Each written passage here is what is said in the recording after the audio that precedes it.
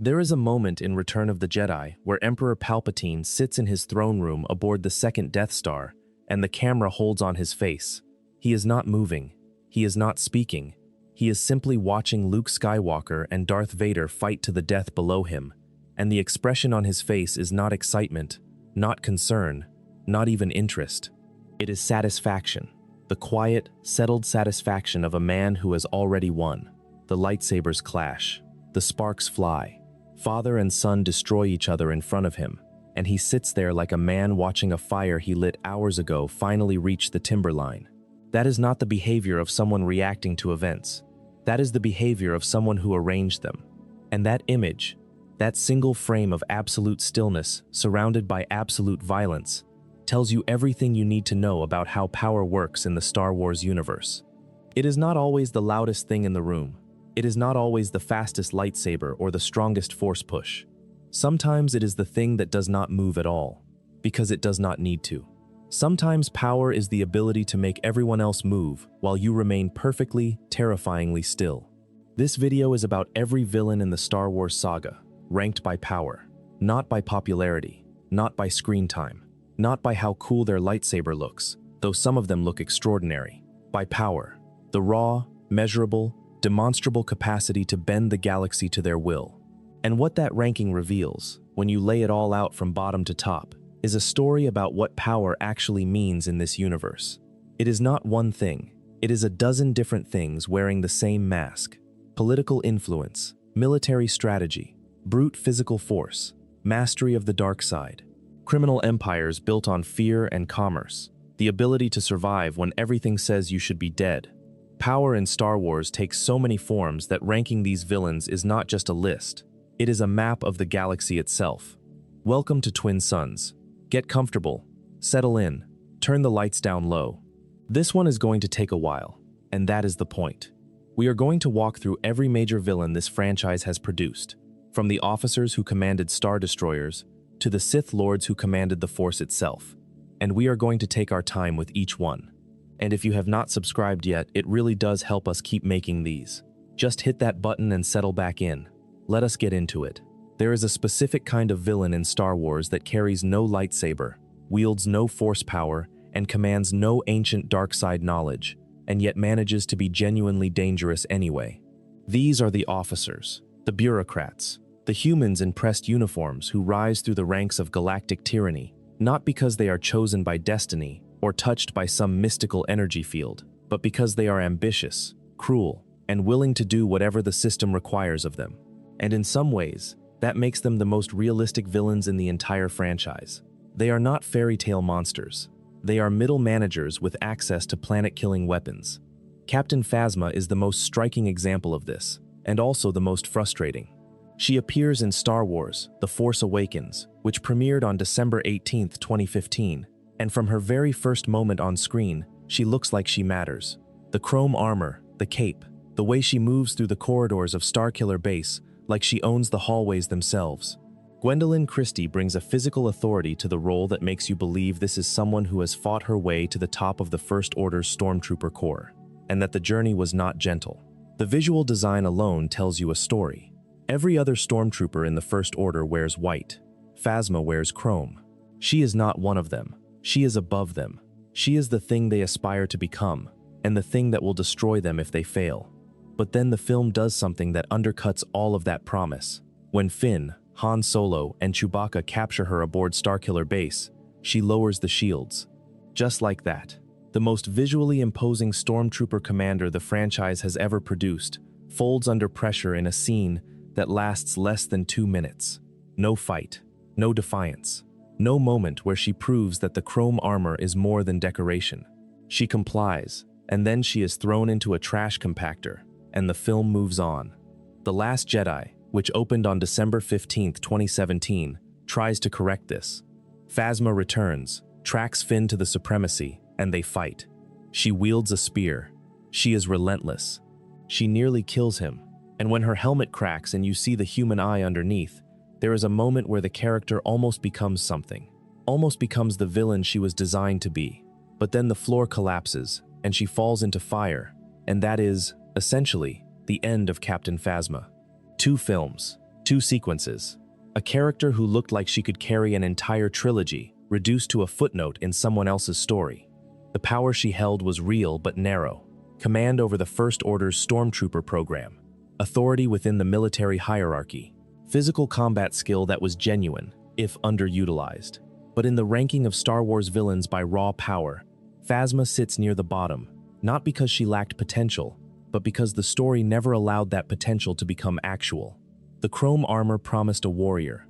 The films delivered a symbol. There is a difference. General Armitage Hux occupies a similar space, though his version of power is entirely political rather than physical. He first appears alongside Phasma and Kylo Ren in The Force Awakens, and where Phasma is silent authority, Hux is noise. He is the screaming true believer. The scene where he addresses the assembled ranks of the First Order before the firing of Starkiller Base is deliberately, uncomfortably reminiscent of historical fascist rallies, and the film is not being subtle about what it is doing there. Hux does not command through skill or through the Force. He commands through ideology, through the machinery of a military state, and through his willingness to be the loudest voice in the room when quieter people are making the real decisions. His power is the power of infrastructure. He controls the military apparatus of the First Order. He has the codes, the command chains, the logistical networks that keep a galaxy-spanning war machine operational. That is not nothing. When Hux gives the order to fire Starkiller Base, an entire star system dies. Billions of lives, erased because one man in a black coat nodded at a technician. In terms of sheer destructive output, that single moment makes Hux more lethal than most Force users in the franchise have ever been. He killed more people in 10 seconds than Darth Maul killed in his entire life. But The Last Jedi reveals the hollowness underneath. Poe Dameron humiliates him in the opening scene with a prank call. Snoke throws him across the room like a rag doll. And by The Rise of Skywalker, released December 20th, 2019, Hux has become a spy for the Resistance. Not out of moral awakening, but out of petty spite. He does not want the Resistance to win. He wants Kylo Ren to lose. That is the entirety of his motivation. He is shot and killed by Allegiant General Pride without ceremony, without drama, without the story pausing to acknowledge that one of its three primary antagonists just died in a hallway. The film does not comment on this. It does not add music to tell you how to feel. It just moves on, because Hux was always replaceable, and the story knew it even when he did not. Director Orson Krennic is a more interesting case. He appears in Rogue One, a Star Wars story, released December 16, 2016. And unlike Phasma or Hux, Krennic is a villain defined entirely by ambition that outstrips his authority. He is the director of advanced weapons research for the Galactic Empire. He is the man who oversaw the construction of the Death Star. That sentence alone should make him one of the most powerful people in the galaxy, and for a time, it does. He has the ear of the Emperor. He commands vast resources. He has built the most destructive weapon in galactic history. But Krennic's tragedy, and it is a tragedy, is that he built something too powerful for someone like him to control. The Death Star does not belong to Krennic. It belongs to Tarkin. It belongs to the Empire. It belongs to whoever has the political leverage to take it from him. And Krennic does not have that leverage. He has technical expertise. He has project management skills. He has the ability to bully scientists and threaten engineers. But he does not have the cold, institutional weight that Tarkin carries. And so when the moment comes, Tarkin simply takes the Death Star from him the way you would take a toy from a child. Not with violence, with authority. The cruelest detail is how Krennic dies. He dies on Scarif, killed by the weapon he spent his entire career building. Tarkin orders the Death Star to fire on the Imperial base at Scarif to destroy the rebel forces there. And Krennic, still on the surface, looks up and sees the beam coming down. He sees his life's work turned against him. He built a weapon to destroy worlds, and it destroys him, and nobody in the Empire pauses to consider the irony. That is the whole story. A man who thought building the most powerful weapon in the galaxy would make him powerful discovered, in his final seconds, that power and proximity to power are not the same thing. These three, Phasma, Hux, and Krennic, form the basement of the power ranking not because they are unimportant, but because they illuminate something essential about how power works in Star Wars. The franchise is built around the Force, around lightsabers, around chosen ones and ancient prophecies. And these three villains have none of that. They have ambition and cruelty and access to terrible machines, and in the end, none of it is enough. Not in a galaxy where someone can choke you from across the room with their mind. Before we move on, if you are enjoying this, please consider subscribing. It helps the channel more than you might think. But power in Star Wars is not only about the Force, and the next villain on this list proves it in the most visceral way possible. There is a creature on Tatooine who has never lifted a lightsaber, never channeled the dark side, never commanded a Star Destroyer, and yet for decades held absolute dominion over an entire planet and significant influence across the Outer Rim. His name is Jabba Desaligic Tiure, and the galaxy knows him simply as Jabba the Hutt. Jabba is a different species of villain, not metaphorically. Literally, he is a Hutt, a species that can live for over 1,000 years, and Jabba uses every one of those years to build something that most Star Wars villains never achieve: a self-sustaining empire that does not depend on ideology, military force, or the dark side of the Force. It depends on commerce, on smuggling routes, on the simple, ancient transaction of goods and services rendered outside the law. Jabba does not need the Force because he has something more reliable. He has money and the willingness to kill anyone who threatens the flow of it. His palace on Tatooine, that squat fortress in the Dune Sea, is not just a home. It is a court, a throne room, a place where bounty hunters and smugglers and petty criminals come to kneel before a slug the size of a land speeder and beg for work. The palace has its own ecosystem: musicians, guards, slaves, a rancor pit beneath the floor for entertainment and execution. Jabba has built a world inside his walls, and in that world, he is God. Not a distant, abstract God, a present, watching, laughing God who can sentence you to death between bites of a live frog. During the Clone Wars, Jabba's influence was so significant that both the Galactic Republic and the Confederacy of Independent Systems actively courted his favor. That is a detail worth sitting with. Two galactic superpowers, each commanding millions of soldiers and thousands of warships, needed the approval of a crime lord on a desert planet. The reason was simple. Jabba controlled the hyperlanes through the Outer Rim. Without his cooperation, neither side could move troops or supplies efficiently through a significant portion of the galaxy. He did not fight in the Clone Wars. He did not need to. He simply sat in his palace and let both sides come to him with offers.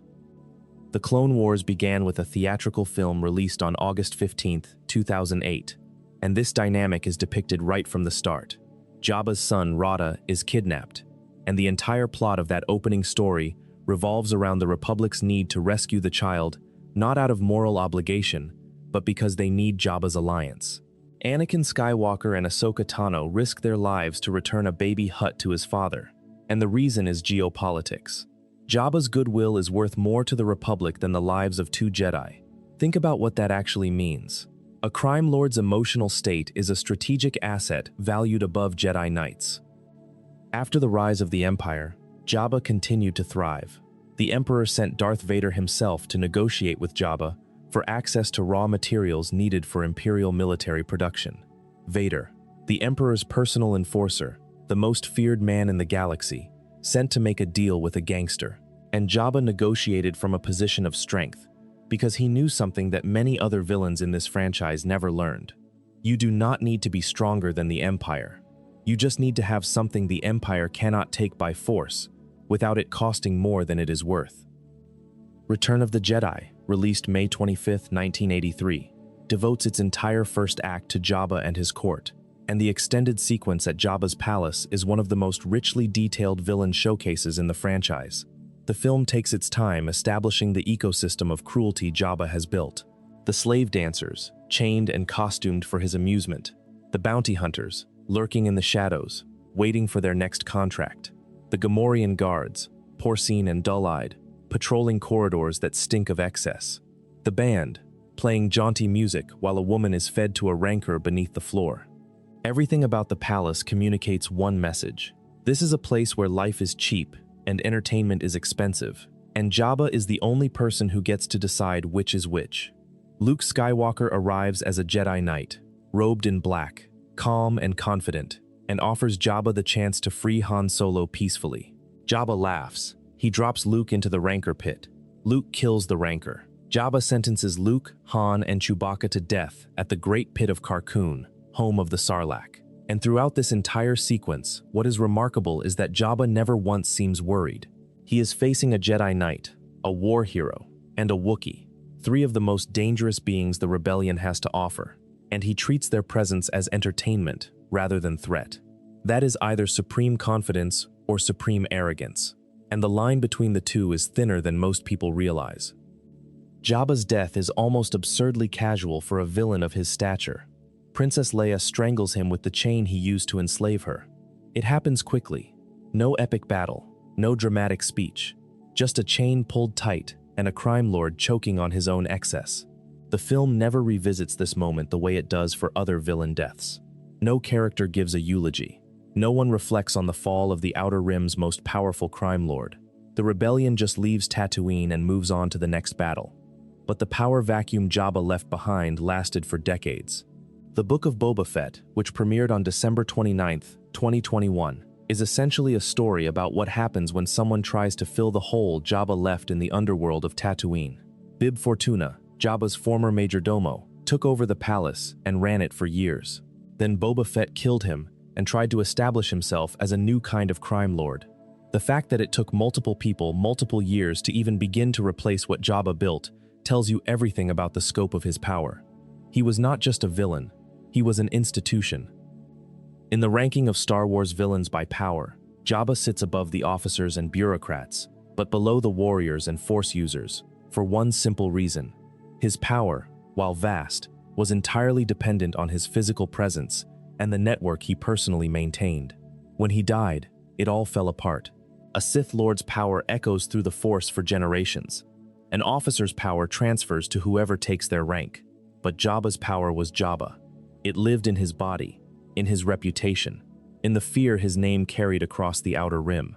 When the body died, the fear faded, and the Empire dissolved like salt in rain. Jabba's legacy also raises a question that the franchise has never fully answered. What is the relationship between criminal power and political power in the Star Wars universe?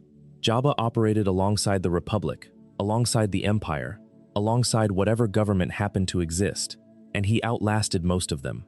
Regimes changed, wars were fought, the entire galactic order was restructured multiple times, and through all of it, Jabba sat in his palace and kept his shipping lanes open and his bounty hunters employed, because the underworld does not care about ideology, it cares about profit. And profit, unlike political power, does not require anyone's permission to exist.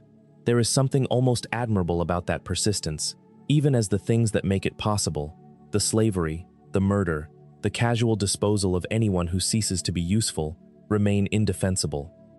The bounty hunters of Star Wars occupy a strange position in the power hierarchy, because their power is entirely transactional.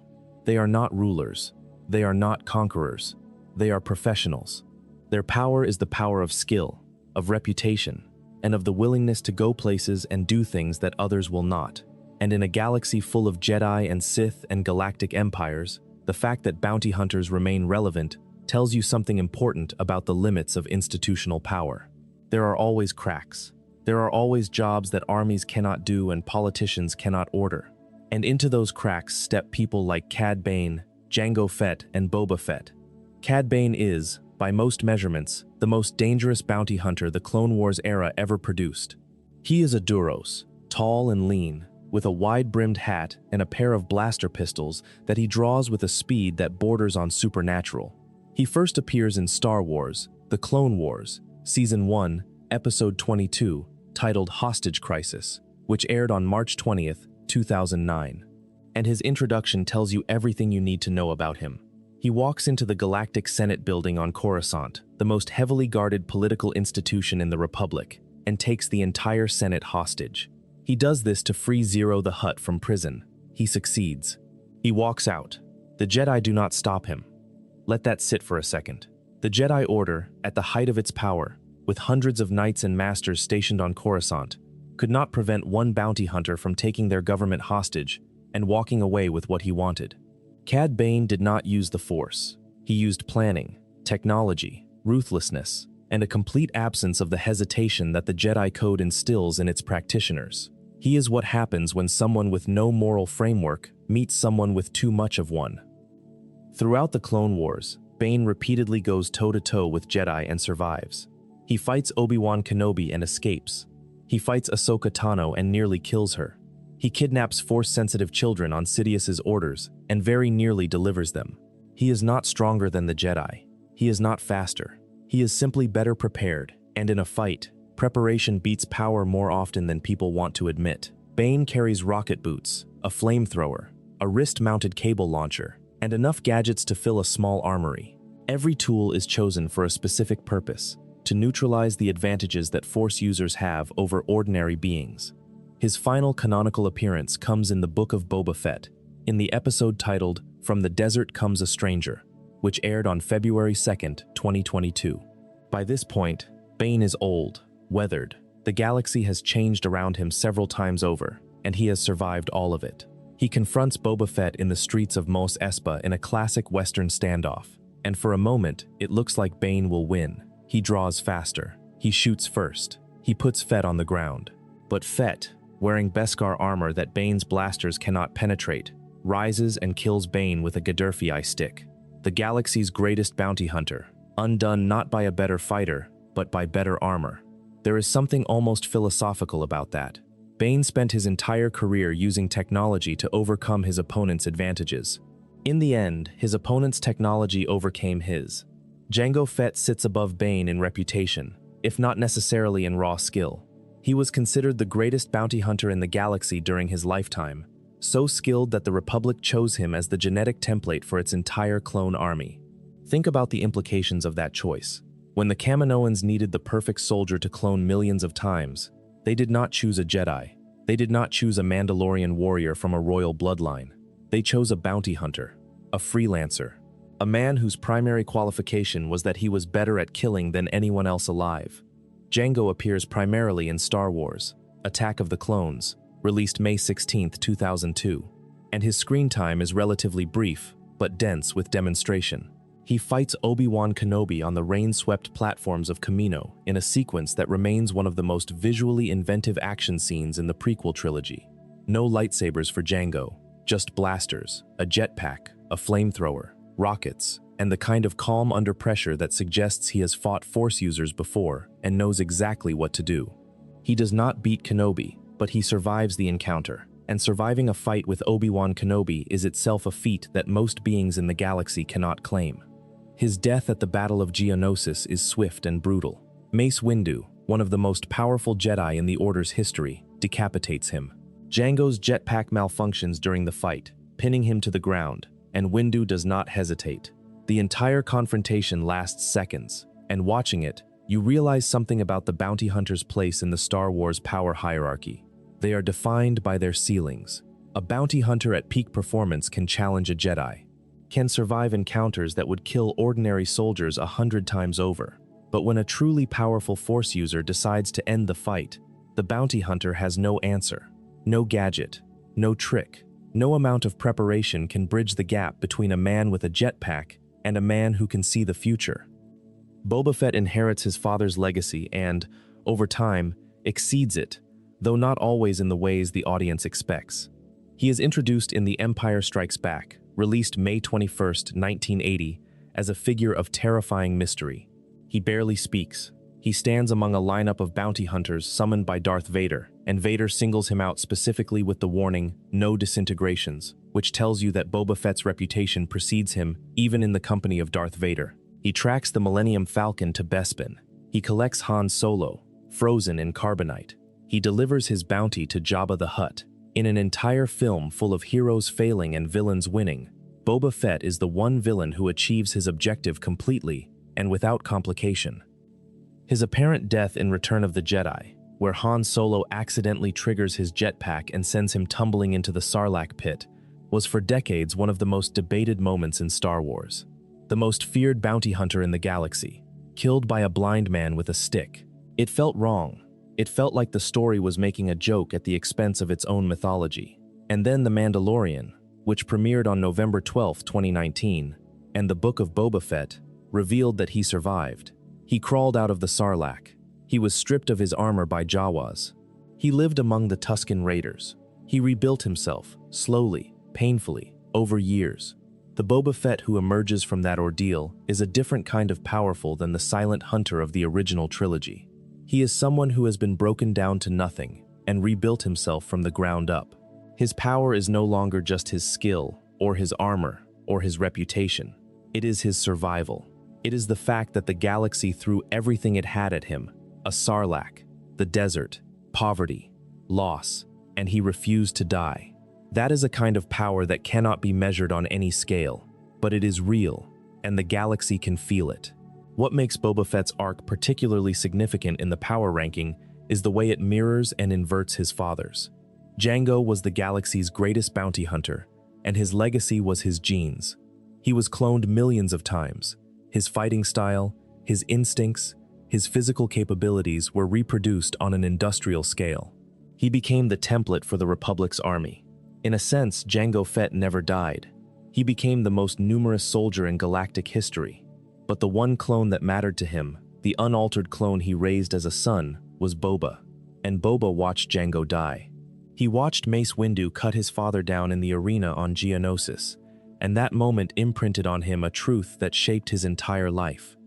The most dangerous person is the one with nothing left to lose, and the most powerful armor in the galaxy is the willingness to keep going after everything has been taken from you.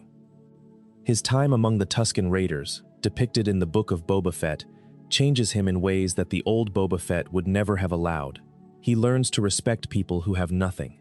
He learns that community is a form of power that weapons cannot replicate. He learns, in essence, the lesson that every bounty hunter on this list needed, and none of them received in time. That the loneliness of the hunter's life is not strength, it is a wound. And when Fett finally claims Jabba's throne and tries to rule Tatooine's underworld through respect rather than fear, he is attempting something genuinely new. He is a bounty hunter who has realized that the contract was never really about the money. It was about the belonging. And belonging, in the Star Wars universe, is the one thing the dark side can never provide. Together, these three bounty hunters represent a tier of power that is entirely human in scale. No force, no ancient prophecies, no galactic institutions backing them up. Just skill, tools, will, and the willingness to walk into situations that would make a rational person turn around. They sit above the officers because their power is self-generated rather than borrowed. But they sit below the next tier because, ultimately, the bounty hunter's power ends where the Force begins. But there is a kind of villain in Star Wars who occupies the space between the personal power of the bounty hunter and the mystical power of the Sith. These are the men who command, not through skill at arms or sensitivity to the Force, but through the machinery of the state itself. They are the architects of institutional terror, and no one in the Star Wars saga understood institutional terror better than Grand Moff Wilhuff Tarkin. Tarkin first appears in the original Star Wars, released May 25, 1977, and from the very first scene he shares with Darth Vader, the power dynamic is clear, and it is not what you would expect. Vader is the one in the mask. Vader is the one who chokes officers with his mind. Vader is the towering figure in black who radiates menace from every seam of his armor. And yet, when Tarkin speaks, Vader listens. When Tarkin gives an order, Vader complies. There is a moment where Tarkin tells Vader to release an officer he is force choking, and Vader does it. Immediately, without argument. That is not the behavior of someone who outranks Vader in the Force. That is the behavior of someone who outranks Vader in the only hierarchy that matters aboard a military installation, the chain of command. Peter Cushing plays Tarkin with a stillness that borders on reptilian. He does not raise his voice. He does not pace. He does not gesture dramatically. He simply issues commands with the quiet certainty of someone who has never once doubted that they will be obeyed. And when they are not obeyed, when Princess Leia lies to him about the location of the rebel base, he does not rage. He simply destroys her home planet, Alderaan, an entire world, billions of lives, gone, not in the heat of battle, but as a demonstration, as a message, as a memo to the galaxy that said, "This is what disobedience costs." The Tarkin Doctrine, as it became known in Star Wars lore, is the philosophy that the Empire should rule through fear rather than through the exhaustive military occupation of every system. Build a weapon so terrible that the mere threat of its use keeps entire civilizations in line. Do not garrison every planet. Do not fight every insurgency. Simply make the cost of rebellion so catastrophic that no rational being would attempt it. It is, in a horrifying way, efficient. And it is Tarkin's invention, not Palpatine's, not Vader's. Tarkin's. The Emperor built the Empire, but Tarkin designed how it would maintain control. The animated series Star Wars, The Clone Wars, deepens this portrait considerably. Tarkin appears in multiple episodes throughout the series, which ran from 2008 to 2020, and in every appearance he is the same man, calculating, unsentimental, utterly devoted to order. In the Season 5 episode The Wrong Jedi, which is part of the arc that aired in 2013, Tarkin serves as the prosecutor in Ahsoka Tano's trial. He pursues the case with a cold efficiency that has nothing to do with justice, and everything to do with demonstrating that even Jedi are not above the authority of the Republic's legal system. He does not care whether Ahsoka is guilty. He cares that the trial establishes a precedent. That is Tarkin's power in its purest form. Not the Death Star, not the military rank. The ability to use systems, legal, military, political, as weapons, and to wield them with the precision of a surgeon. The novel Tarkin, written by James Luceno and published on November 4, 2014, provides additional context for the man behind the uniform. It reveals that Tarkin was raised in the harsh wilderness of Eriadu's Carrion Plateau, where his family subjected him to survivalist training that bordered on abuse. He was left alone in the wild as a child, forced to hunt and be hunted, taught that the universe is divided into predators and prey, and that the only choice that matters is which one you are. That upbringing explains everything about the way Tarkin wields power as an adult. He does not see the galaxy as a place of laws and institutions. He sees it as a wilderness, and the Death Star is the biggest predator he could build. Compassion is not in his vocabulary. Mercy is a weakness. The only language he recognizes is force, and the only force he respects is the kind that destroys. There is also his relationship with Palpatine, which is among the most significant political partnerships in the franchise. Palpatine recognizes in Tarkin a kindred spirit, someone who understands that power is not about ideology, but about control, and who pursues control with the same single-minded focus that Palpatine brings to the dark side. The two of them share a mutual respect that Palpatine shows to almost no one else. Vader is a tool. The admirals are interchangeable. The senators are decorations. But Tarkin is a partner, or the closest thing to a partner that Palpatine allows himself. And the fact that Palpatine trusts Tarkin enough to let him command the Death Star, the Empire's ultimate weapon, tells you where Tarkin sits in the hierarchy of non-force-sensitive power, at the very top, directly below the Sith themselves. His death is the perfect encapsulation of his fatal flaw.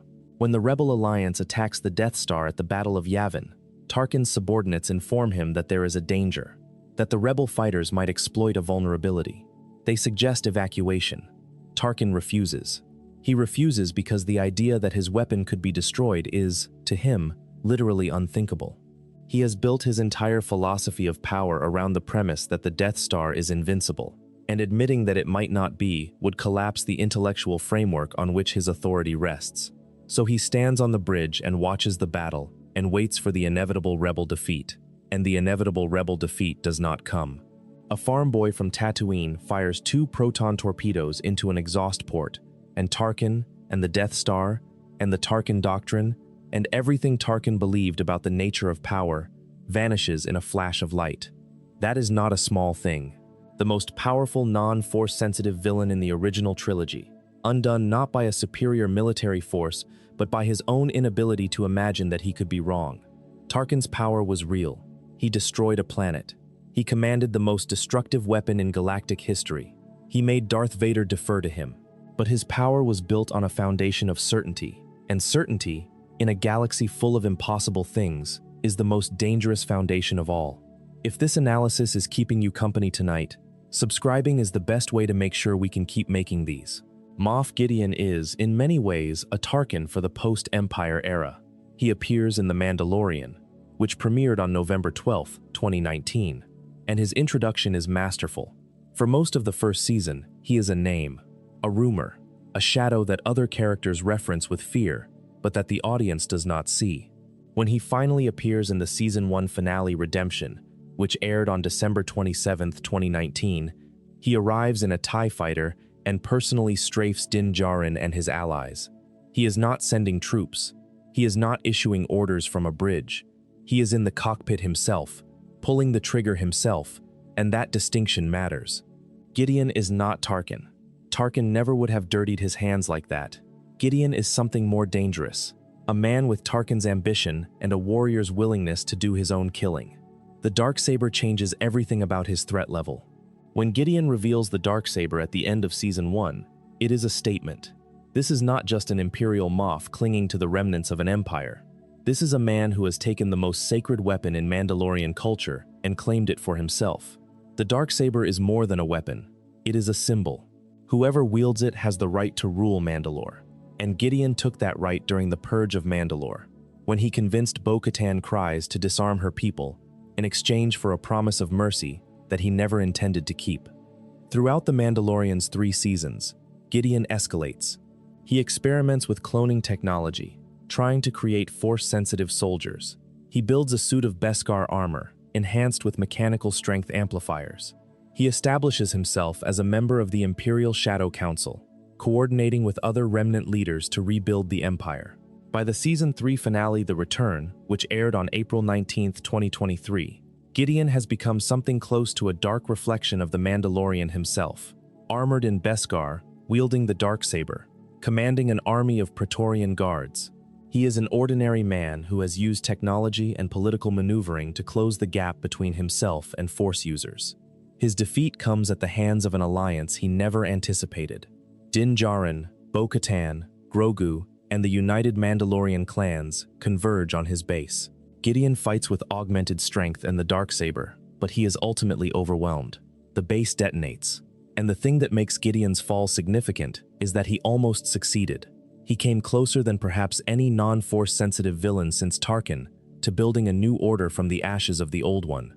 He did not fail because his plan was bad. He failed because the people he underestimated, a lone Mandalorian and a child with big ears, turned out to be more than the sum of their parts. And then there is General Grievous. He occupies a unique position in the Star Wars power ranking because he is, in a very literal sense, the answer to a question the franchise had never asked before. What happens when you take a living being, strip away everything organic except the brain and the eyes, encase what remains in a military-grade cybernetic chassis, and then train that chassis to fight like a Jedi? The answer, it turns out, is something terrifying. Grievous first appears in Star Wars: Revenge of the Sith, released May 19, 2005, but his character was developed extensively in the animated series that preceded it.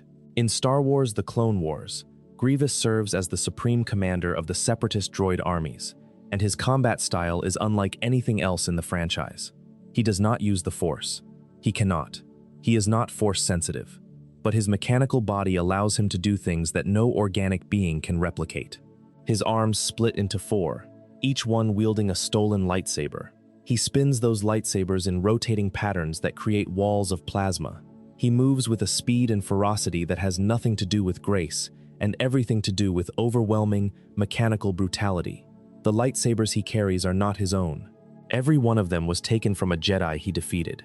In canon, his collection includes lightsabers taken from Jedi, such as Pablo Gil, Roran Korob, and Shak Ti, among others.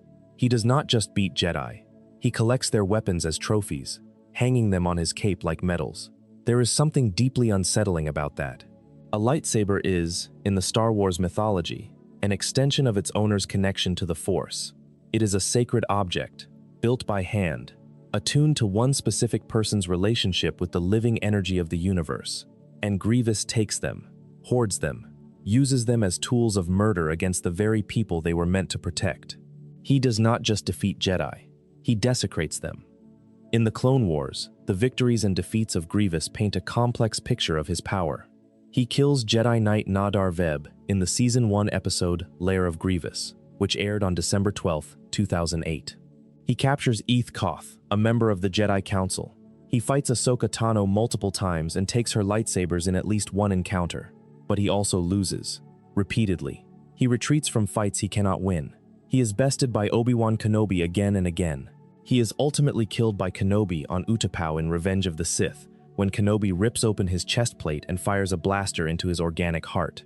The episode Lair of Grievous is particularly revealing because it takes place inside the fortress of Grievous himself, and the fortress is a monument to his self-image. He has a room filled with Jedi lightsabers, displayed in cases like a museum collection. He has statues of himself in his pre-cyborg form, the Kaleesh warrior he was before the mechanical transformation, tall and proud and whole. And the contrast between those statues and the coughing, hunching, scuttling thing he has become is something the show lingers on without commenting. It does not need to comment. The gap between who Grievous was and what Grievous has become is the character's entire tragedy, and the lightsabers on the wall are not trophies of victory. They are compensations for loss. Every Jedi weapon he collects is an attempt to fill the void left by the body that was taken from him. And every weapon he collects makes the void worse, because killing Jedi will never give him back the life he lost. There is also the question of how Grievous was created, and the answer implicates every tier of the Star Wars power hierarchy.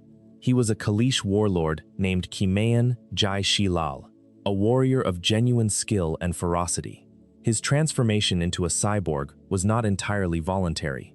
By most accounts, Count Dooku and the banking clan had a hand in the destruction of his body, orchestrating a shuttle crash that nearly killed him, and then offering cybernetic reconstruction as both a solution and a chain. They gave him a body that could fight Jedi, and in doing so, they gave him a purpose that would serve the separatist cause. Grievous is a weapon that was manufactured from a person, and in that sense, he has more in common with Savage Opress than with any of the Sith. Both of them were transformed against their deepest interests to serve someone else's agenda. Both of them were given power at the cost of everything they were. That death reveals the fundamental truth about the power of Grievous. It is borrowed. His mechanical body gives him speed and strength. His training under Count Dooku gives him lightsaber technique. His stolen lightsabers give him the appearance of a warrior.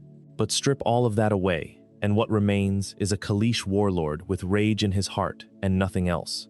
The Force does not flow through him. The lightsabers do not respond to him the way they respond to their original owners. He is a facsimile of a Jedi, and against an actual Jedi of sufficient skill, the difference becomes lethal.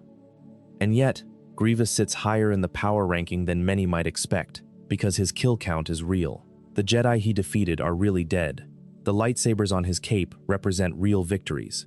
He may have been a facsimile, but he was a facsimile good enough to kill Jedi Knights, and that is not something the galaxy sees every day. In a ranking of power, results matter more than method, and the results of Grievous are a graveyard. These three, Tarkin, Gideon, and Grievous, represent the highest tier of power that can be achieved without direct access to the Force. Tarkin commands the weapon, Gideon steals the symbol, Grievous mimics the warrior, and all three, in their own ways, prove that you do not need the Force to be one of the most dangerous people in the galaxy. You just need to be willing to compensate for its absence with technology, with cunning, and with a cruelty so thorough that it creates its own kind of gravity. But there is a ceiling, and the next villain we are going to discuss did not just press against that ceiling. He made the people beneath it look up and realize how far away the sky actually was. Grand Admiral Thrawn does not use the Force. He does not carry a lightsaber. He does not shout orders or throw subordinates across rooms or make dramatic speeches about the power of the dark side. He studies art. He looks at a painting, a sculpture, a piece of music, and from it, he extracts the psychological architecture of an entire civilization. He learns how they think by looking at what they create, and then he uses that knowledge to destroy them. That is not a power that any other Star Wars villain has ever demonstrated, and it is, in its own way, more frightening than Force lightning, because you cannot see it coming and you cannot defend against it. By the time you realize Thrawn understands you, it is already too late. Thrawn was created by author Timothy Zahn for the 1991 novel Heir to the Empire, which was the first major Star Wars story set after Return of the Jedi, and is widely credited with reviving mainstream interest in the franchise during the years between the original and prequel trilogies. When Disney acquired Lucasfilm and declared the expanded universe non-canonical in 2014, Thrawn was one of the characters fans most wanted to see survive the transition. He returned to official canon in Star Wars Rebels, voiced by Lars Mikkelsen, appearing first in the Season 3 premiere Steps into Shadow, which aired on September 24, 2016. His full name is Mithra Nurudo, and he is a Chiss, a blue-skinned, red-eyed species from the unknown regions of the galaxy. That origin matters. Thrawn is not from the core worlds. He is not from a culture that the Empire understands or values. He is an outsider who rose to the highest military rank the Empire offers, and he did it in an institution that is explicitly xenophobic. The Empire does not promote aliens. The Empire does not trust aliens. And yet Thrawn became a Grand Admiral, one of only a handful in the entire Imperial Navy, because his results were so extraordinary that even the Empire's bigotry could not justify ignoring them. In Star Wars Rebels, Thrawn serves as the primary antagonist for Seasons 3 and 4, and the show takes its time establishing why he is different from every other Imperial villain the Rebel crew has faced. Previous Imperial antagonists, the Inquisitors, Agent Kallus, various admirals and governors, all made the same mistake. They underestimated the Rebels. They treated them as a nuisance, a minor insurgency to be crushed with overwhelming force. Thrawn does the opposite. He respects the Rebels. He studies them. He learns their tactics, their personalities, their weaknesses, and their art. And then, methodically, patiently, he closes the net. There is a moment in the Season 3 episode Hera's Heroes, which aired on October 15, 2016, where Thrawn examines Hera Syndulla's family heirloom, a Kalikori, a Twi'lek artifact that tells the history of a family through its physical form. Thrawn does not simply look at it, he reads it. He extracts from its design and construction the emotional priorities of Hera's family, and by extension, Hera herself. He understands what she values, what she will fight for, what she will risk her life to protect, and he catalogs that information the way a general catalogs troop positions. It is not cruelty. It is not even personal. It is analysis. And the dispassionate precision of that analysis is what makes Thrawn so unsettling. His tactical genius manifests in specific, demonstrable victories that no other Imperial commander in the show achieves. He identifies the location of the Rebel base on Atalan through a combination of intelligence analysis and strategic probing. He correctly predicts Rebel attack patterns that other commanders would never see coming. He traps the Rebel fleet at the Battle of Atalan in the Season 3 finale, 0 Hour, which aired on March 25, 2017, and comes closer to destroying the rebellion than anyone since Tarkin. The only reason he fails is the intervention of the Bendu, a force-sensitive creature of immense power that Thrawn could not have predicted because it existed outside his framework of analysis. Thrawn can predict what thinking beings will do. He cannot predict what a living embodiment of the Force will do, because the Force does not think, it simply is. And this is where the power of Thrawn reaches its limit and its most interesting dimension simultaneously. He is, arguably, the most intelligent villain in the entire Star Wars franchise. His tactical and strategic abilities exceed those of every Imperial commander, every Separatist general, and possibly every Sith Lord. Palpatine is cunning, but Palpatine's plans rely on the Force, on visions of the future, on supernatural insight. Thrawn plans with nothing but his mind, and his plans work. They work against Force users. They work against insurgencies. They work against opponents who have every structural advantage. He is the closest thing the Star Wars universe has to a villain who proves that intelligence alone, pure analytical power, can compete with the Force itself. There is a scene in the Season 3 episode Through Imperial Eyes, which aired on February 25, 2017, that demonstrates Thrawn's methods with terrifying clarity.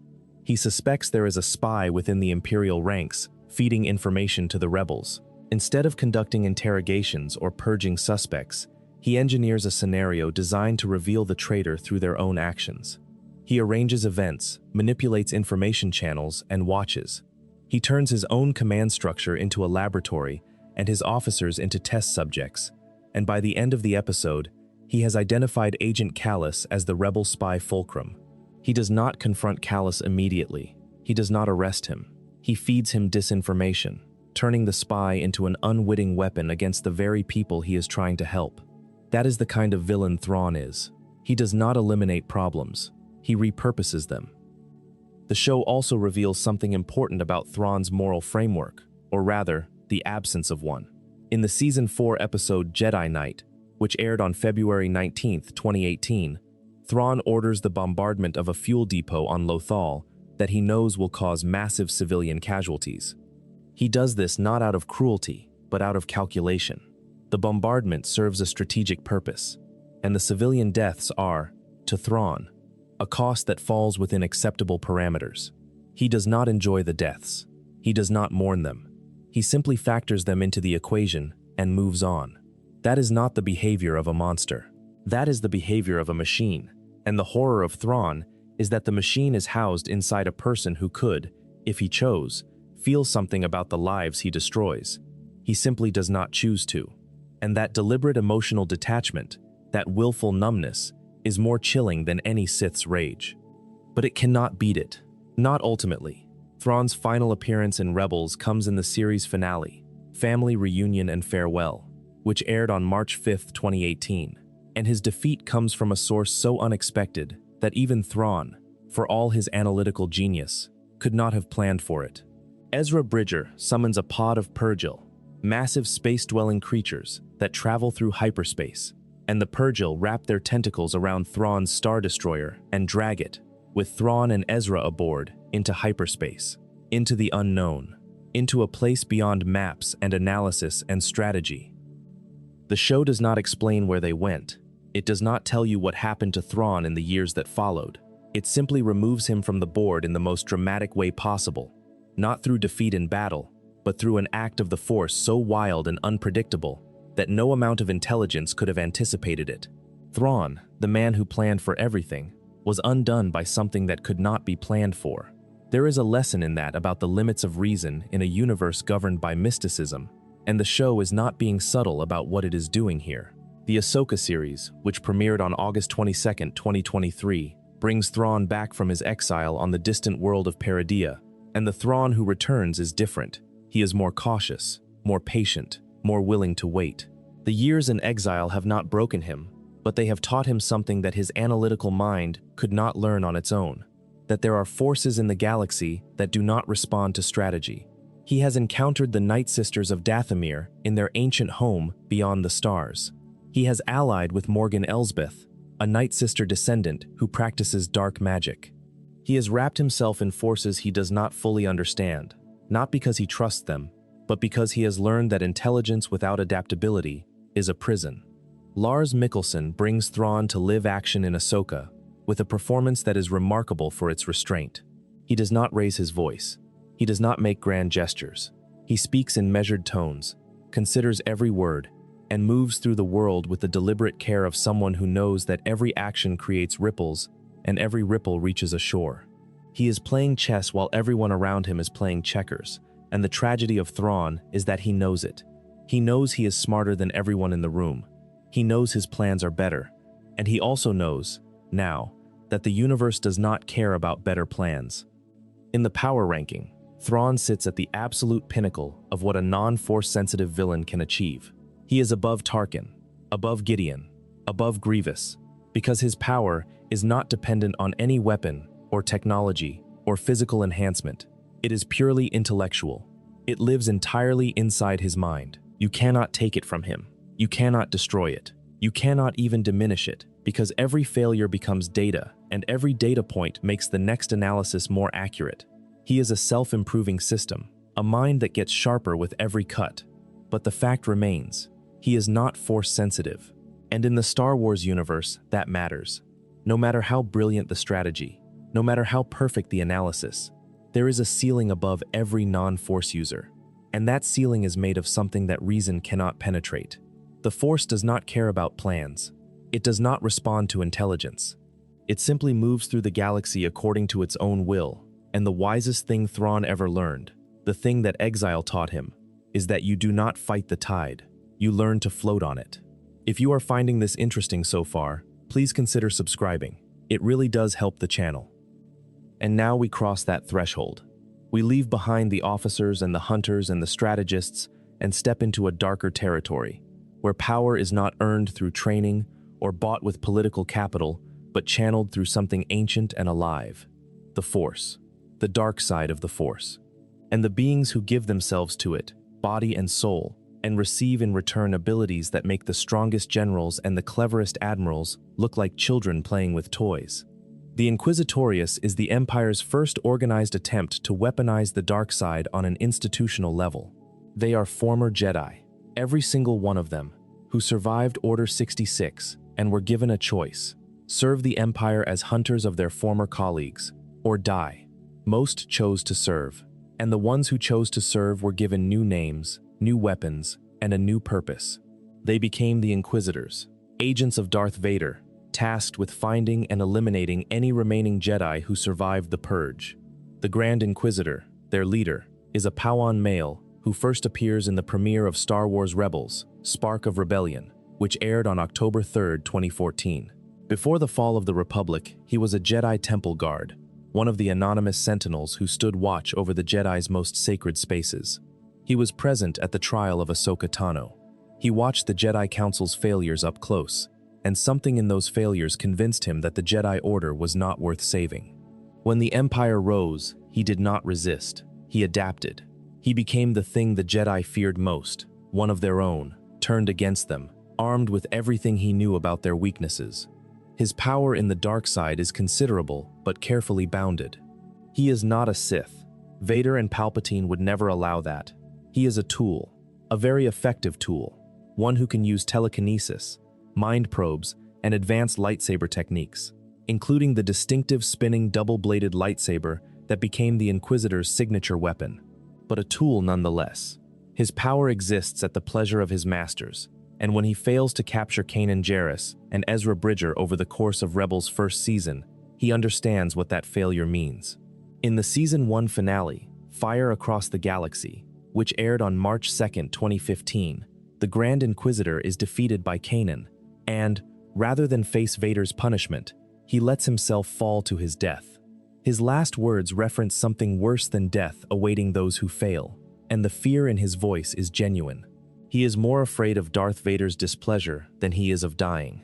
The other Inquisitors who appear throughout Rebels and the Obi-Wan Kenobi series, the Fifth Brother, the Seventh Sister, the Eighth Brother, Reva the Third Sister, are all variations on the same theme. Former Jedi who traded their principles for survival and received dark side power in return. Some of them are genuinely dangerous. Reva, played by Moses Ingram in Obi-Wan Kenobi, which premiered on May 27, 2022, demonstrates Force abilities that include precognition, telekinesis, and lightsaber combat, skilled enough to challenge other Inquisitors and briefly threaten Vader himself. But her arc reveals the fundamental limitation of the Inquisitors as a class. They are imitations.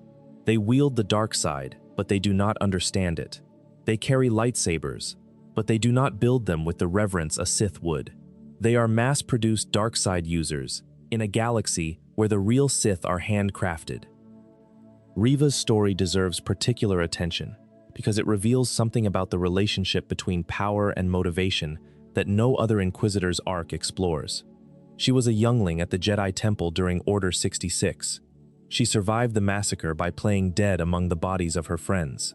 She saw Anakin Skywalker, the man she had once admired, kill the children she had grown up with, and she spent the next decade infiltrating the Inquisitorius, not because she believed in the Empire, but because she wanted to get close enough to Vader to kill him.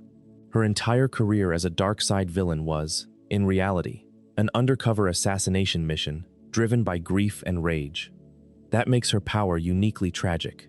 Every dark side ability she cultivated, every Jedi she hunted, every act of cruelty she committed in the Emperor's name, was done in service of a plan that required her to become the thing she hated most.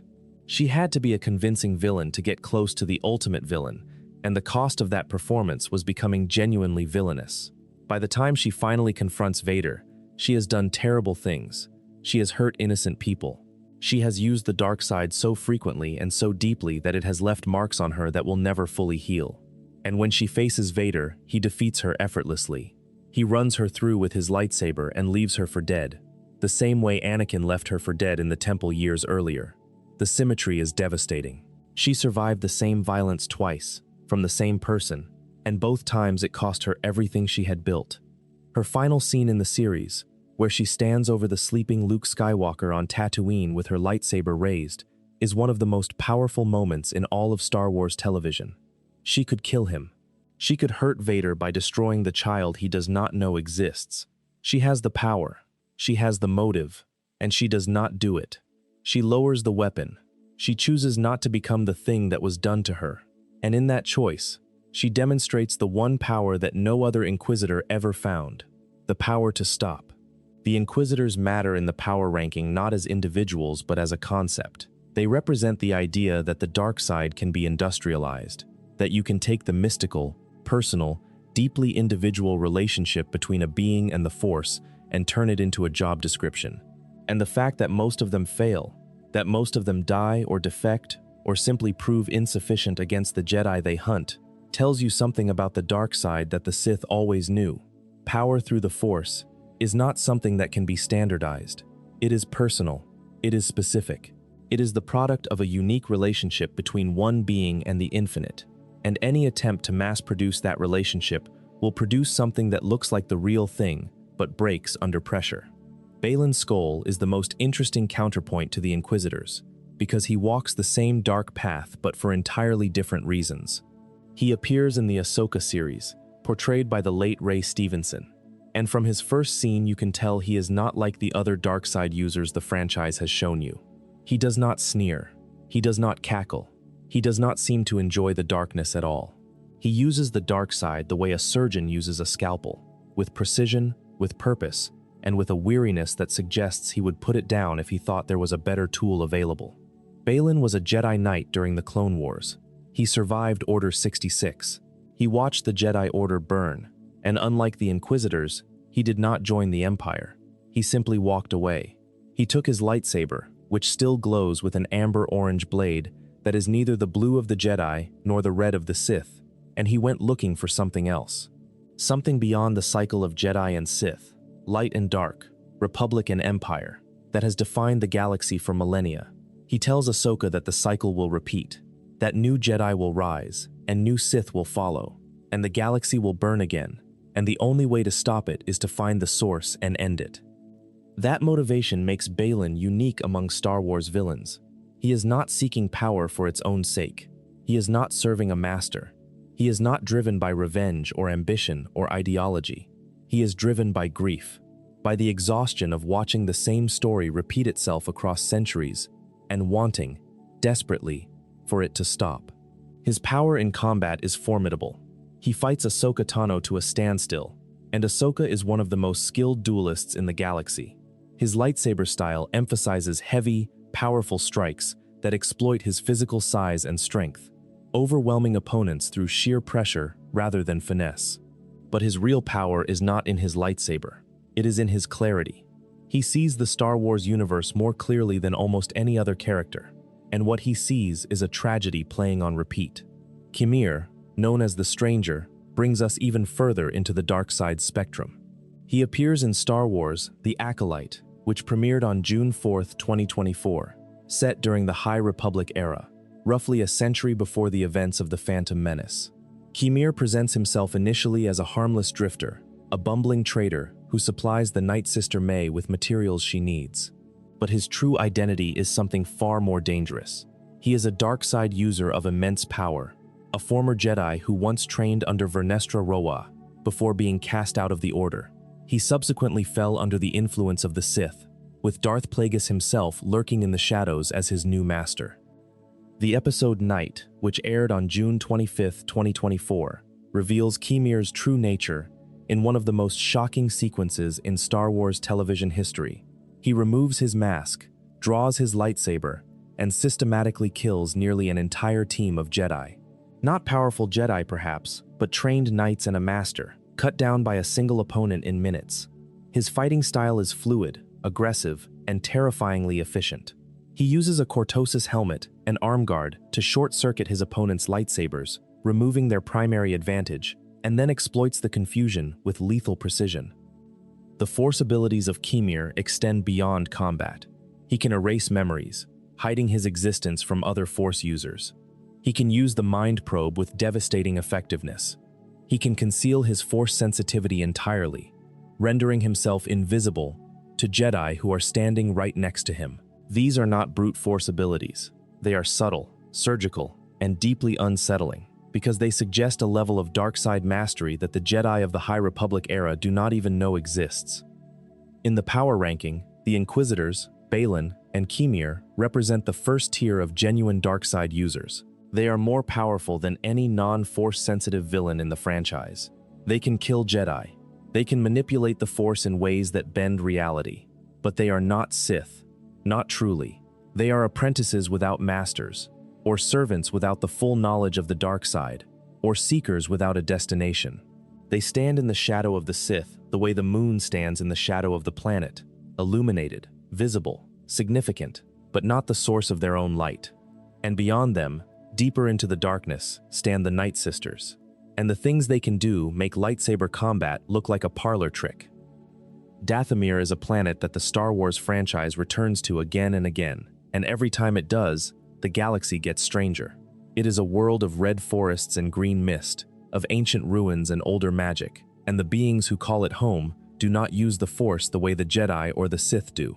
They use something else, magic. Green, glowing, ichor-based sorcery that can reshape flesh, summon the dead, and bend reality in ways that make traditional Force users deeply uncomfortable. The Nightsisters of Dathomir are not part of the Jedi-Sith binary. They are something older, something weirder, something that both sides of that ancient conflict would rather pretend does not exist. Asajj Ventress is the most visible product of Dathomir's darkness, though her path to that darkness took her far from home before bringing her back. She was born a Nightsister, taken from her clan as an infant, sold into slavery, and eventually found by a Jedi Knight named Kai Narek, who recognized her Force sensitivity and trained her as his Padawan. When Narek was killed, Ventress fell to the dark side, and her rage drew the attention of Count Dooku, who took her as his assassin and unofficial apprentice. In Star Wars: The Clone Wars, Ventress first appears in the theatrical film released on August 15, 2008, and throughout the series she serves as one of the most persistent threats the Jedi face. Her fighting style is aggressive and acrobatic, dual-wielding curved hilt lightsabers that she connects at the pommels to form a double-bladed weapon when the situation demands it. She fights Obi-Wan Kenobi and Anakin Skywalker multiple times. She battles Ahsoka Tano. She holds her own against some of the most powerful Jedi in the Order, and while she does not win every fight, the fact that she survives them is itself a testament to her skill. But the moment that defines the place of Ventress in the power hierarchy comes in Season 3, when Darth Sidious orders Count Dooku to kill her. Not because she has failed, because she has succeeded too well. Sidious looks at Ventress and sees a dark side user growing powerful enough to threaten the rule of two, the Sith principle that allows only a master and an apprentice to exist at any given time. Ventress is not a Sith, but she is becoming strong enough that she could be, and that alone is enough for Sidious to want her dead. Think about what that means. The most powerful Sith Lord in galactic history considered Asajj Ventress dangerous enough to take action against. That is not a footnote. That is a credential. When Dooku betrays her, Ventress returns to Dathomir and to the Nightsisters. She returns to Mother Talzin, and what follows is one of the most emotionally complex arcs in the Clone Wars. Ventress does not simply plot revenge and move on. She grieves. She mourns the loss of purpose, of belonging, of the twisted form of family that Dooku represented. And then she rebuilds herself. Not as a Sith, not as a Nightsister, as a bounty hunter. She takes contracts. She works for money. She operates in the galaxy's criminal underworld, and the Ventress who emerges from this transformation is someone neither the Jedi nor the Sith expected. A genuinely independent dark side user who answers to no master and serves no ideology. She simply survives, on her own terms, for the first time in her life. The novel Dark Disciple, written by Christie Golden and published on July 7, 2015, based on unproduced Clone Wars scripts, takes the arc of Ventress to its conclusion. She forms an unlikely alliance, and eventually a romantic relationship, with Jedi Master Quinlan Vos, who is tasked by the Jedi Council with assassinating Count Dooku. Their story is a tragedy in the purest sense. Ventress, who has spent her entire life seeking belonging, finally finds it in the most impossible place, with a Jedi, and the cost of protecting that love is her life. She dies saving Vos from Dooku's Force lightning, absorbing the blast with her own body. The dark side user who was abandoned by everyone she ever served dies protecting someone she chose. That is not the behavior of a villain. That is the behavior of someone who was always capable of love and was never given a safe place to express it. Her power was always more than her lightsabers or her force abilities. Her power was her refusal to be defined by what was done to her. And it is through Talzin that we meet the second member of this dark triad, Savage Opress. Savage Opress is a Dathomirian Night Brother, born on Dathomir alongside his brothers Farrell and, crucially, Maul. Before Mother Talzin's transformation, he is a tribal leader among the Night Brothers. Strong, yes. Capable, yes. But ordinary. Human in scale. Then Ventress selects him through a series of brutal tests called the Selection, and Mother Talzin subjects him to Night Sister magic, and what emerges is something else entirely. Savage Opress grows in height and mass. His horns elongate. His strength becomes superhuman. His connection to the Force, already present but dormant, is ripped open and amplified to a degree that makes him a threat to trained Jedi. The transformation arc begins in the Season 3 episode Monster, which aired on January 14, 2011, and it is deeply unsettling. The magic does not just enhance Savage, it unmakes him and rebuilds him. It destroys his personality, his tenderness, his love for his brother Farrell, whom he kills under the magic's influence, and replaces it all with rage and obedience. He is not a warrior who chose the dark side. He is a weapon that was manufactured from a person. And the horror of that transformation is something the show does not flinch from depicting. The power of Savage after the transformation is blunt and overwhelming. He does not have finesse. He does not have training. He has raw, terrifying strength augmented by a force connection that operates more like a battering ram than a scalpel. He fights Obi-Wan Kenobi and Anakin Skywalker simultaneously and survives. He kills multiple Jedi over the course of the Clone Wars. He is sent to find his brother Maul, and he does, tracking him through the Force to a junk planet called Lotho Minor, and dragging his broken, spider-legged, insane brother back to Dathomir for healing. His death comes at the hands of Darth Sidious in the Season 5 episode The Lawless, which aired on February 2, 2013. Sidious arrives on Mandalore to confront Maul and Savage, and the fight is among the most definitive displays of power in the entire Clone Wars series. Sidious fights both brothers simultaneously, and he does not struggle. He does not strain. He handles them the way a master swordsman handles two students who have been studying for a year. Savage attacks with everything he has, all that magic-fueled strength and rage, and Sidious simply runs him through with two lightsabers. Savage dies in his brother's arms, and as he does, the Night Sister magic fades. His body shrinks, his horns retract. He becomes, in death, the man he was before Talzin transformed him, the gentle brother, the tribal leader, the person who was destroyed so that a weapon could be born.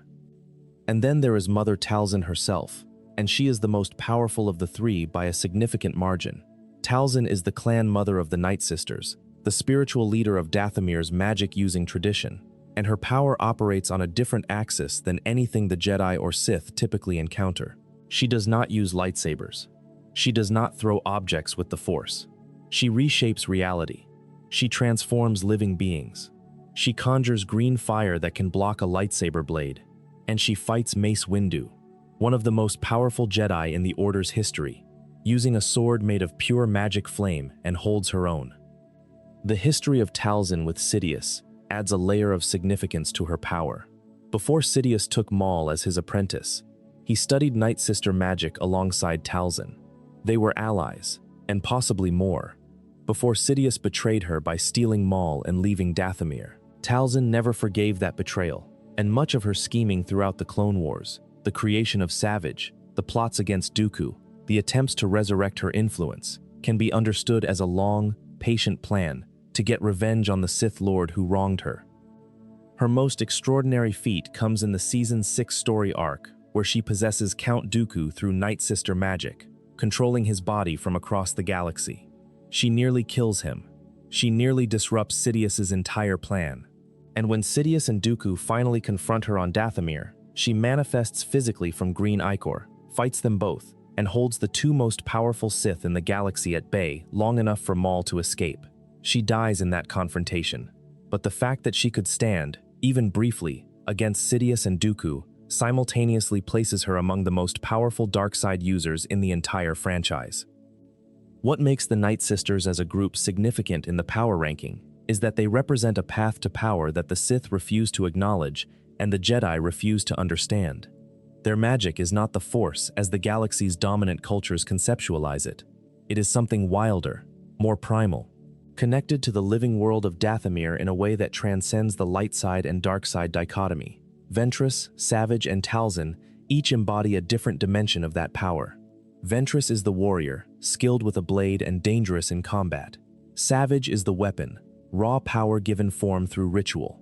And Talzin is the source, the wellspring from which all of Dathomir's dark magic flows. They sit in the power ranking above the Inquisitors and the dark side agents because their power is deeper, older, and fundamentally more unpredictable. A Jedi knows how to fight a Sith. The lightsaber forms, the Force techniques, the strategies, all of it has been studied and counter-studied for millennia. But a Jedi does not know how to fight someone who can transform flesh with a touch, or conjure a blade from fire, or possess another person from across the stars. The Nightsisters are not part of the playbook, and in any conflict, the thing that is not part of the playbook is the thing that kills you. But even Talzin, for all her power, could not stand against the true Sith for long. And the next villain we examine is someone who was born on Dathomir, shaped by Nightsister magic, trained by the Sith, and fueled by a rage so consuming that it literally kept him alive after he was cut in half and fell down a shaft on a planet called Naboo. His name, before the Sith took it from him along with everything else, does not matter. The galaxy knows him only as Maul. If you have made it this far, thank you for staying with us. Subscribing helps keep these long-form videos coming. There is a version of Darth Maul that the original Star Wars films never showed you. The version most people remember is the silent assassin from The Phantom Menace, released May 19, 1999. Red and black face paint, crown of horns, the double-bladed lightsaber that, when it ignited for the first time in that film's trailer, fundamentally changed what audiences thought a lightsaber could be. He fights Qui-Gon Jinn and Obi-Wan Kenobi in the Theed Generator Complex in a sequence that remains, over 2 decades later, one of the most breathtaking lightsaber duels ever filmed. The choreography, set to John Williams' Duel of the Fates, is not just action. It is ballet. It is worship. It is the franchise at the absolute peak of its physical artistry. And then Obi-Wan cuts Maul in half at the waist, and Maul falls down a reactor shaft, and the film moves on. A villain introduced, used, and discarded in a single movie. That should have been the end. In any other franchise, it would have been the end. But Star Wars, the Clone Wars, brought Maul back, and in doing so created one of the most compelling character arcs in the entire saga, not just in animation, in all of Star Wars. The return begins in the Season 4 episode, Brothers, which aired on March 9, 2012. Savage Opress tracks his brother to Lotho Minor, a junk planet where garbage from across the galaxy is dumped and forgotten. And that is where Maul has been, for over a decade, living in the garbage, insane. His lower body replaced by a crude, spider-like mechanical apparatus built from scrap. He speaks in fragments. He mutters about Kenobi. He does not recognize his own brother. The show does not soften this. It does not make his survival heroic. It makes it horrifying. Maul survived being cut in half not through strength or willpower in any admirable sense. He survived through pure, unfiltered hatred. The dark side of the Force kept his body alive because his rage would not allow it to die, and the cost of that survival was his mind. Mother Talzin heals him. She gives him proper mechanical legs. She restores his sanity, or most of it, and the Maul who emerges from that healing is someone the galaxy has never seen before. A Sith-trained warrior with nothing left to lose, no master to serve, no plan to follow, and a decade of festering rage to unleash on anyone who gets in his way. He is not Darth Maul anymore.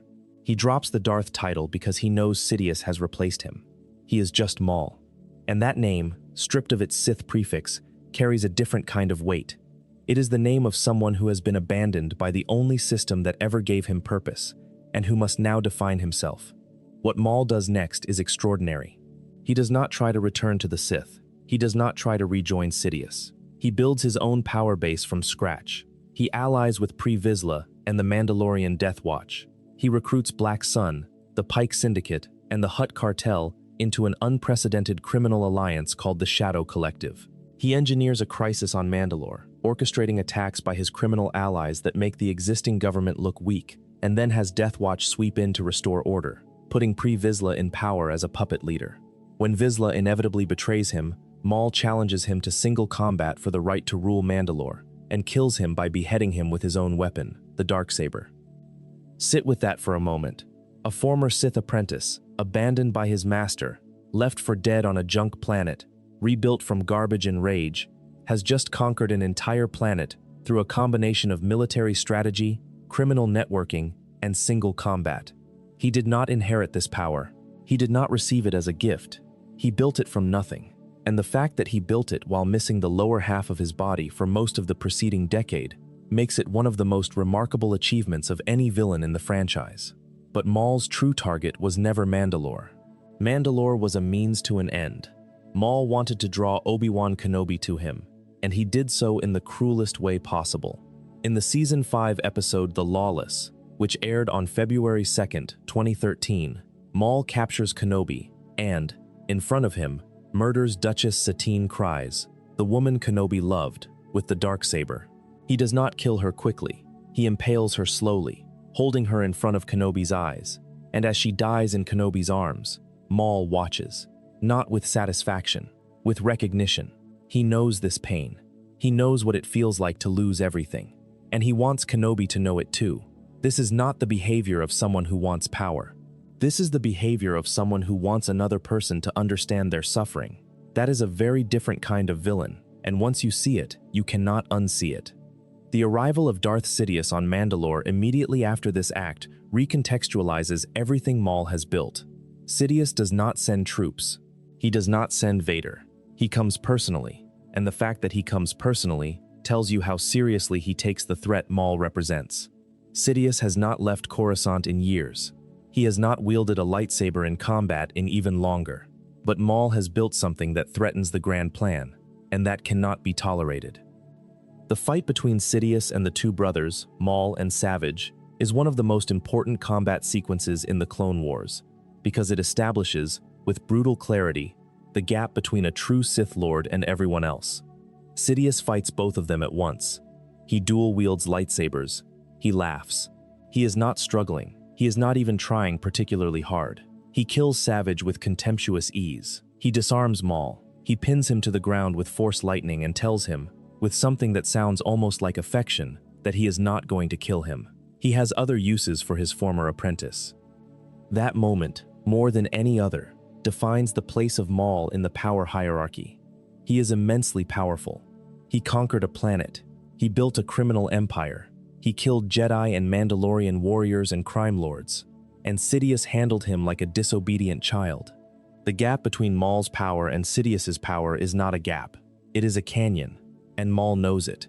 He spends the rest of his life knowing it, and that knowledge, that absolute certainty that no matter how strong he becomes, he will never be strong enough, is the tragedy that drives everything he does from that point forward. But Maul is not finished, not even after Sidious breaks him. The final season of The Clone Wars, which aired its last episodes on May 4th, 2020, reveals what Maul does next, and it is the most desperate and the most prescient act of his entire life.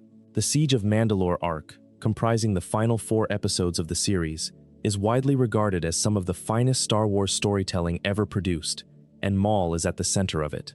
Maul has escaped Sidious's custody.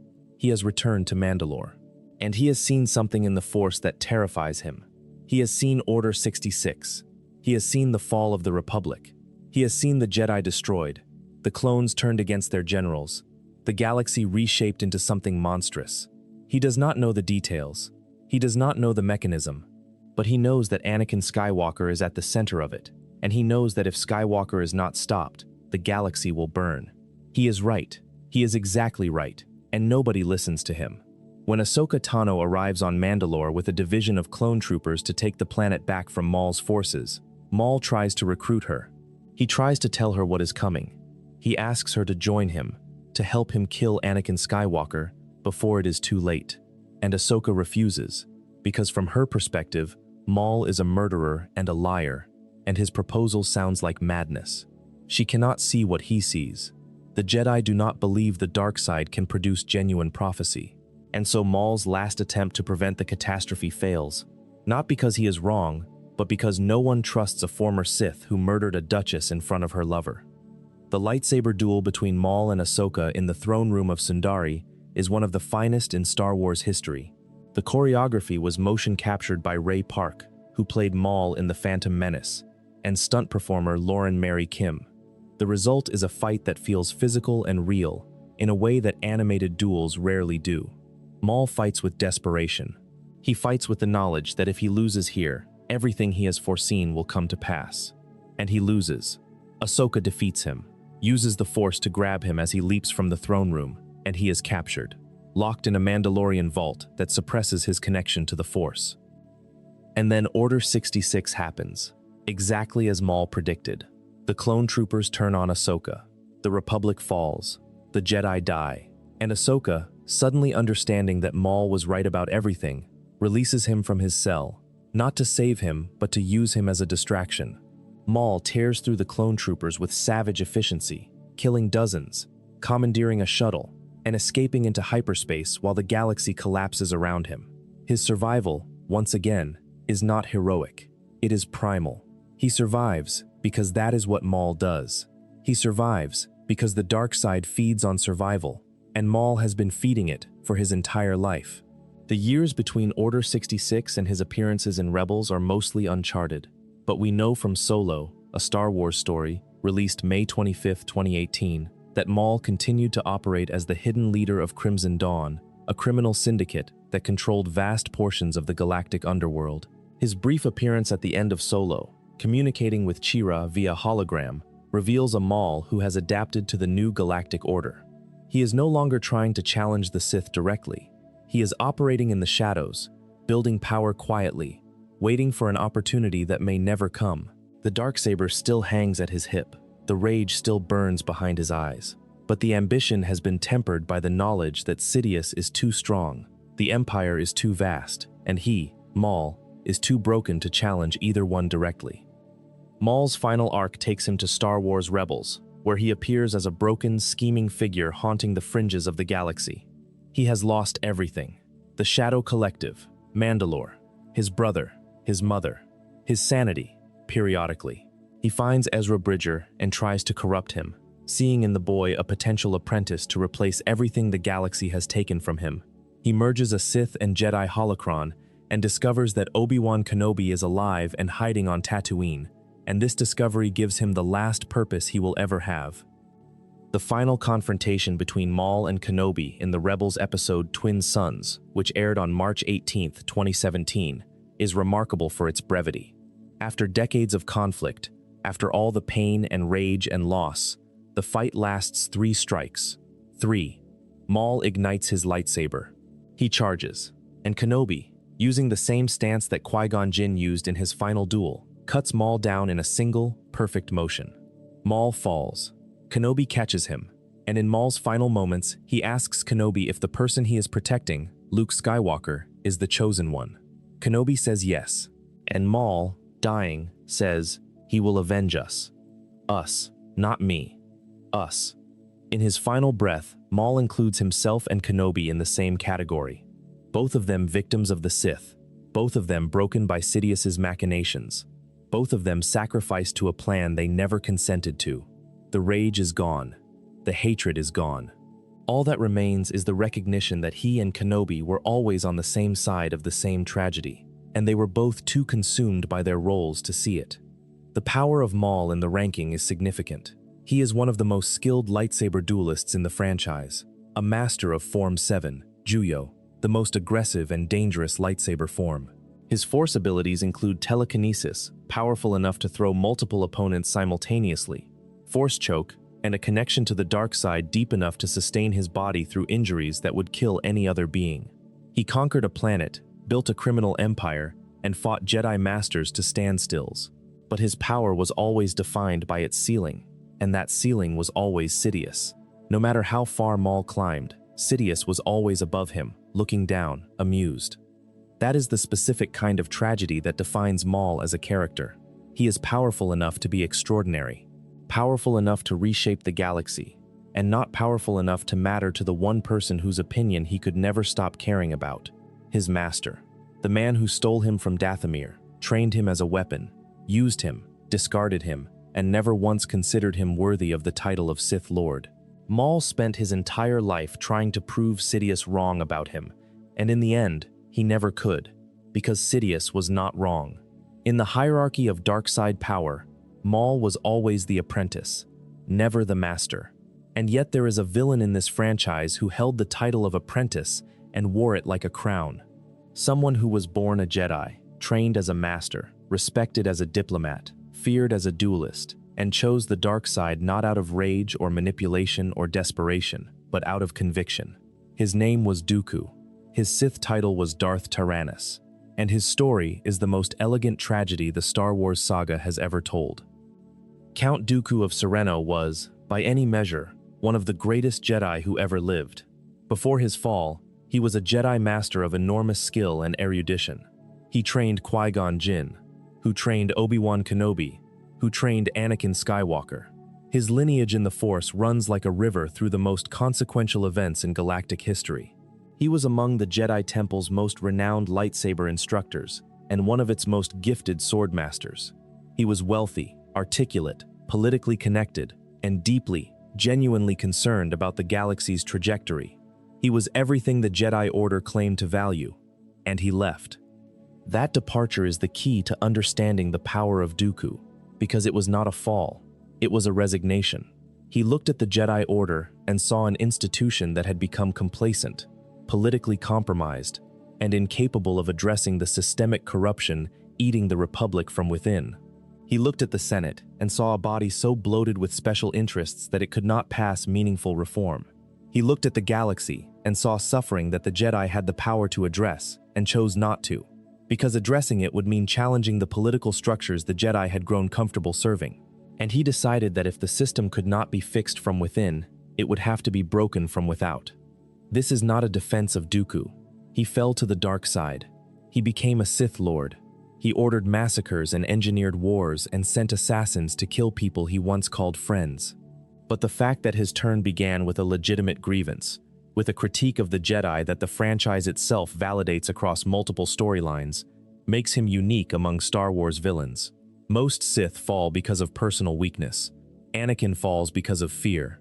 Maul falls because he was never given a choice. Dooku falls because he looked at the galaxy and made a calculated judgment that the Jedi way was not working. In Star Wars: Attack of the Clones, released May 16, 2002, Dooku appears as the leader of the Separatist movement, the political face of the Confederacy of Independent Systems that threatens to tear the Republic apart. His lightsaber, with its distinctive curved hilt designed for precision dueling, is the physical embodiment of his approach to combat. Where Maul was ferocity, where Grievous is overwhelming mechanical force, Dooku is elegance. He practices Form 2, Makashi, a lightsaber form developed specifically for saber-to-saber combat. It is considered the most refined and technically demanding form, favoring precision over power, economy of motion over brute force. It is fencing, not fighting. And Dooku was considered by many to be the greatest practitioner of Makashi in the history of the Jedi Order. His combat feats across the franchise confirm this assessment. In Attack of the Clones, he fights Obi-Wan Kenobi and Anakin Skywalker simultaneously, defeats both of them, and then engages Yoda, the Grand Master of the Jedi Order, in a fight that he cannot win but manages to survive by bringing the ceiling of the cave down on Kenobi and Skywalker, forcing Yoda to save them instead of pursuing him. In the Clone Wars animated series, he fights Ventress, Savage, and multiple Jedi at various points, consistently demonstrating a level of skill that places him in the uppermost tier of lightsaber combatants in the entire franchise. His Force abilities are equally formidable. He uses Force lightning with devastating effectiveness, striking down Anakin and Obi-Wan in rapid succession during their first encounter. His telekinetic abilities are precise and powerful. He can engage in Force telekinesis duels with some of the strongest Jedi alive, and he has a gift for manipulation that transcends the Force entirely.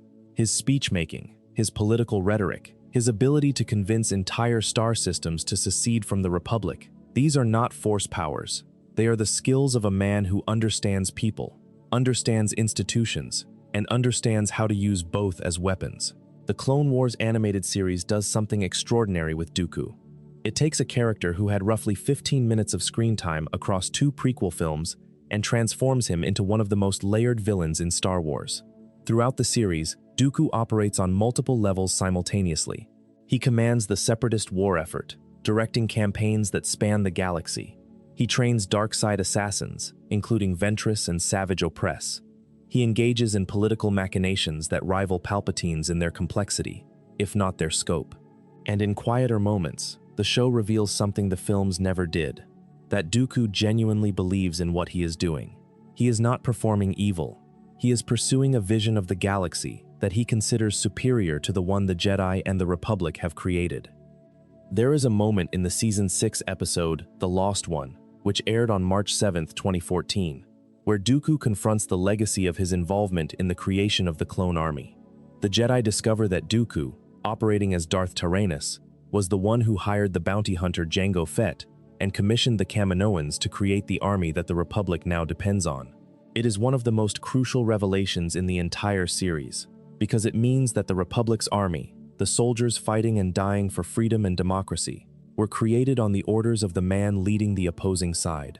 The war is eating itself.